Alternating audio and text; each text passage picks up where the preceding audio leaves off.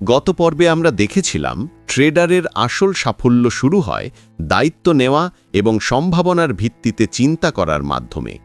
আজকের পর্বে আমরা আরও এক ধাপ এগোব।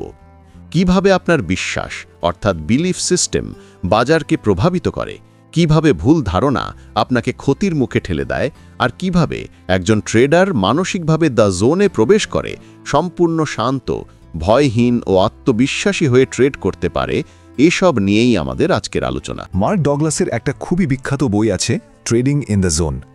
তো এই বইটার আসল মেসেজটা কি? আজকের এই বিশ্লেষণে আমরা ঠিক সেটাই খুঁজে বের করব। আমরা দেখব কেন ট্রেডিংয়ে সফল হতে গেলে একটা ভালো স্ট্র্যাটেজির চেয়েও অনেক বেশি জরুরি হলো সঠিক মাইন্ডসেট বা মানসিকতা। আচ্ছা, তাহলে আর দেরি না করে চলুন শুরু করা যাক।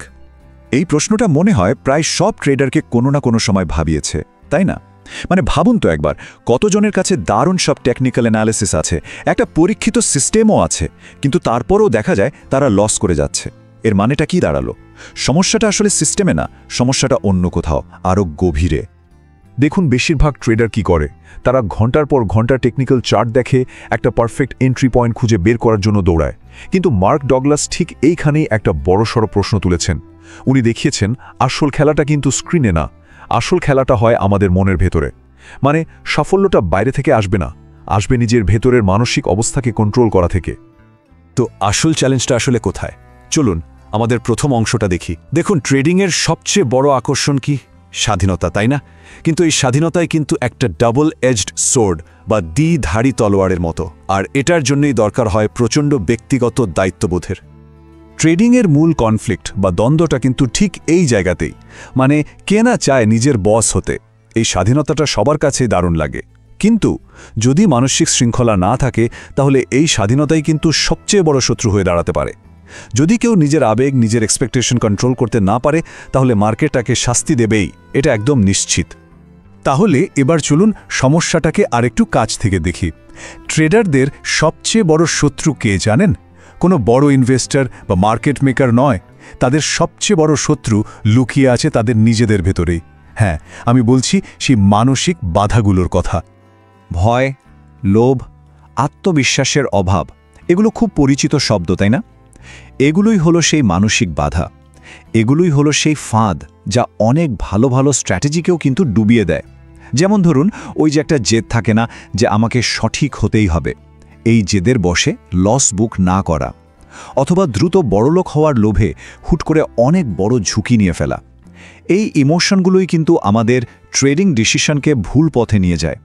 আচ্ছা, একটা লসের পর এই কথাটা আমরা কতবার শুনেছি বা হয়তো নিজেরাই বলেছি, আর বলো না মার্কেটটাই খারাপ ছিল, বা ওই নিউজের জন্যই তো লসটা হলো। এটা কি বলুন তো? এটা আসলে দায়িত্ব এড়িয়ে যাওয়ার একটা খুব সহজ রাস্তা। আমরা বাইরের কোনো একটা কারণকে দোষ দিয়ে নিজের সিদ্ধান্তের ভুলটা থেকে শেখার সুযোগটাই হারিয়ে ফেলি। তাহলে বুঝতেই পারছেন, সফল হওয়ার জন্য প্রথম এবং সবচেয়ে জরুরি যে মানসিক পরিবর্তনটা দরকার, সেটা হলো নিজের প্রত্যেকটা সিদ্ধান্তের জন্য 100% দায়িত্ব নেওয়া। মার্কেট কিন্তু ভালো না, খারাপও না, মার্কেট একদম নিউট্রাল। লাভ বা লস যাই হোক না কেন, সেটার কারণ হলো ট্রেডারের নিজের নেওয়ার সিদ্ধান্ত। তো সমাধানটা কি তাহলে? এখানেই মার্ক ডগলাস একটা অসাধারণ আইডিয়া দিয়েছেন। উনি বলছেন আমাদের চিন্তাভাবনাটাকে পাল্টাতে হবে। নিশ্চিত রেজাল্ট খোঁজার চিন্তা বাদ দিয়ে আমাদের সম্ভাবনার কথা ভাবতে হবে, ঠিক একটা ক্যাসিনো যেভাবে ভাবে। এই যে ট্রেডারের এজ বা কৌশলের কথা বলা হয়, এটার মানে কিন্তু এই না যে প্রত্যেকটা ট্রেডেই জিততে হবে, একদমই না। এর আসল মানে হলো অনেকগুলো ট্রেড মিলিয়ে, মানে লম্বা সময়ে জেতার সম্ভাবনাটা হারার চেয়ে জাস্ট একটু বেশি। আর এই সামান্য একটু বেশি সম্ভাবনাই কিন্তু সাধারণ আর প্রফেশনাল ট্রেডারদের মধ্যে পার্থক্য গড়ে দেয়। ব্যাপারটা এভাবে ভাবা যেতে পারে, ধরুন একটা ট্রেড নেওয়া হলো, সেটার রেজাল্ট কিন্তু র্যান্ডম মনে হতেই পারে, তাই না? মানে লাভও হতে পারে, লসও হতে পারে। কিন্তু যখন একজন ট্রেডার একই নিয়ম মেনে শৃঙ্খলার সাথে অনেকগুলো ট্রেড করে, ধরুন 100টা বা 200টা, তখনই তার স্ট্র্যাটেজির আসল এজ বা ক্ষমতাটা বোঝা যায়। আর এই ক্যাসিনোর উদাহরণটাই হলো প্রফেশনাল ট্রেডারদের মাইন্ডসেটের মূল ভিত্তি। তারা একটা লসকে পার্সোনাল ফেলিয়ার বা ব্যক্তিগত ব্যর্থতা হিসেবে দেখে না, একদমই না। তারা এটাকে দেখে একটা স্ট্যাটিস্টিক্যাল গেমের অংশ হিসেবে, মানে এটা খেলারই একটা পার্ট। আচ্ছা, এবার আমরা আমাদের আলোচনার শেষ এবং আমার মতে সবচেয়ে ইন্টারেস্টিং পার্টে চলে এসেছি, আর সেটা হলো দ্য জোন। এটা হলো সেই মানসিক অবস্থা যা প্রত্যেকটা সিরিয়াস ট্রেডারের চূড়ান্ত লক্ষ্য। একজন প্রফেশনাল ট্রেডারের এই 5টা মূল বিশ্বাস থাকে। এগুলোকে মনে প্রাণে বিশ্বাস করতে পারলেই দ্য জোনে পৌঁছানো সম্ভব। চলুন এক এক করে দেখি। 1 নম্বর, বাজারে যা কিছু হতে পারে এটা মেনে নিলে হুট করে বড় লস হলেও সেটা সামলানো সহজ হয়ে যায়। 2 নম্বর, টাকা কামানোর জন্য মার্কেটে এরপর কি হবে সেটা জানার কোনো দরকার নেই, শুধু নিজের এজ বা কৌশলের ওপর ভরসা রাখলেই চলবে। 3 আর 4 নম্বর পয়েন্ট দুটো একে অপরের সাথে জড়িত। যে কোনো স্ট্র্যাটেজিতেই লাভ আর লস র্যান্ডামলি আসে, আর এজ মানে হলো জেতার সম্ভাবনাটা হারের চেয়ে একটু বেশি, এর বেশি কিছু না, কোনো গ্যারেন্টি নয়। আর ফাইনালি 5 নম্বর, মার্কেটের প্রত্যেকটা মুহূর্ত ইউনিক বা অনন্য, তাই আগের ট্রেডে কি হয়েছে সেটার উপর ভিত্তি করে পরের ট্রেড নিয়ে চিন্তা করাটা একদম বোকামি। এই বিশ্বাসগুলোই একজন ট্রেডারকে ভয় আর আবেগ থেকে মুক্তি দেয়। তাহলে এই দ্য জোন জিনিসটা আসলে কি? এটা হলো ট্রেডিংয়ের সেই সর্বোচ্চ লেভেল যেখানে মনে কোনো রকম দ্বন্দ্ব থাকে না, কোনো দ্বিধা কাজ করে না। ট্রেডার তখন তার সিস্টেমের সাথে একদম মিশে যায়। তখন ট্রেডিং করাটা নিঃশ্বাস নেওয়ার মতো একটা সহজ আর স্বাভাবিক কাজ হয়ে দাঁড়ায়। যখন কোনো ট্রেডার এই জোনে চলে আসে তখন সে একদম শান্ত আর নির্ভীক হয়ে যায়। সে তখন মার্কেটের সাথে ফাইট করে না, বরং একজন অবজেক্টিভ বা নিরপেক্ষ দর্শকের মতো মার্কেটের ফ্লোয়ের সাথে চলতে থাকে। সে শুধু সঠিক সুযোগের জন্য অপেক্ষা করে, আর সুযোগ এলেই এক বিন্দু দ্বিধা না করে পুরো আত্মবিশ্বাসের সাথে নিজের নিয়ম মেনে কাজ করে। আর সত্যি বলতে এটাই হলো ট্রেডিংয়ের আসল স্বাধীনতা। তো শেষ করার আগে একটা প্রশ্ন রেখে যায়।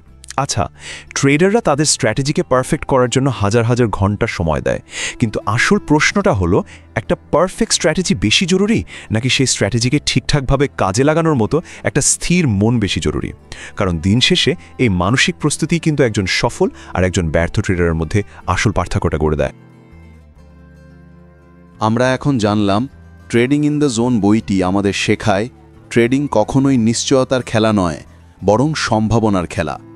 সফল হতে হলে টেকনিক্যাল জ্ঞানের পাশাপাশি মানসিক নিয়ন্ত্রণ, সঠিক বিশ্বাস এবং ধারাবাহিকতা তৈরি করতে হয়। যদি আপনি এই মানসিক অবস্থায় পৌঁছাতে পারেন, তবে ট্রেডিং আর যুদ্ধ নয়, বরং একটি শান্ত খেলা হয়ে উঠবে, যেখানে সময়ের সাথে সাথে জয় আপনার হাতেই আসবে।